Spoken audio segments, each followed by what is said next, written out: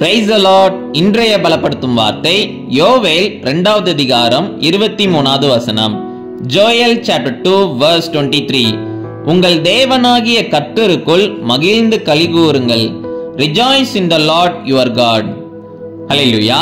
உங்க வாழ்க்கையில எப்பொழுதுமே சோர்ந்து போய் இருக்கிறீங்களா?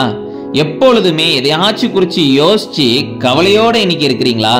இன்றைக்கு வேத வசனம் சொல்கிறது, உங்கள் தேவனாகிய கர்த்தருக்குள் மகிழ்ந்து களிகூருங்கள் என்று. எப்பொழுதுமே நீங்க சோர்ந்து போய் எப்பவுமே நீங்க கவலையோட இருக்கணும் அப்படின்னு சொல்லி கர்த்தர் விருப்பப்படவே இல்லை.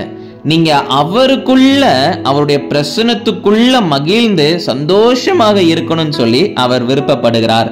அதனால டெய்லி போய் ஜெபம் பண்ணுங்க, அவருடைய பிரசன்னத்துக்கு போங்க. அவர் உங்களுக்கு சந்தோஷத்தையும் சமாதானத்தையும் அவர் உங்களுக்கு தருவார். அவர் உங்க வாழ்க்கையில இருக்கிற சூழ்நிலைகளை மாற்றுவார். விசுவாசிங்க, கர்த்தர் நிச்சயமா உங்க வாழ்க்கையில எல்லாவற்றையும் மாற்றி தருவார். அவருக்குள்ள நீங்க சந்தோஷமாக மகிழ்ந்து களிகூருங்க. நிச்சயம் உங்க வாழ்க்கையில ஒரு பெரிய காரியங்களை பார்ப்பீங்க. அதனால இனிமே நீங்க சோர்ந்து போக கூடாது. கர்த்தருக்குள்ள சந்தோஷமாக இருங்க.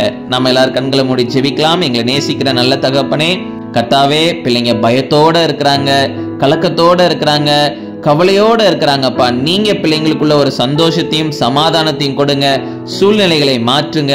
நீங்க மகிமைப்படுங்க. இயேசுவின் மூலம் ஜெபிக்கிறோம் எங்கள் ஜீவனுள்ள பிதாவே. ஆமேன், ஆமேன், ஆமேன். கர்த்தர் உங்களோடு கூட இருக்கிறார். சந்தோஷமா இருங்க. God bless you. Have a joyful day.